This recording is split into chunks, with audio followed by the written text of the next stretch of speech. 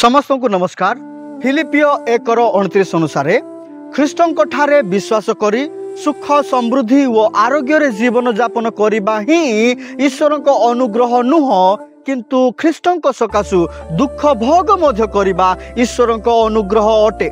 जदि आपण जीशु ठारे विश्वास करी एजुकेशन रे कौन सी रिजर्वेशन पाऊना चाकरी पाऊना वो कौन सी अपॉर्चुनिटी पाऊना वो अनेक क्षति सह्य करुछंती वो लोकों निकट रे घृणित वो अपमानित हेउछंती ताहले मन रखंतु आपण जगतर नुहंती आपण ख्रीष्टंकर अटंती।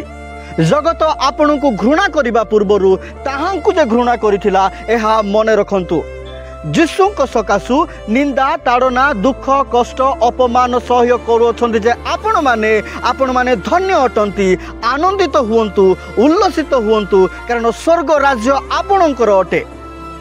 आंभ मानक निमंते अर्थात ख्रीष्टों ठारे विश्वास करूछु जे आंबे माने आंभ मानक निमंते जीवन धारण ख्रीष्ट मृत्युवरण लाभजनक अटे। प्रभु आम समस्त को ताहांको आत्मा शक्ति रे परिपूर्ण करंतु।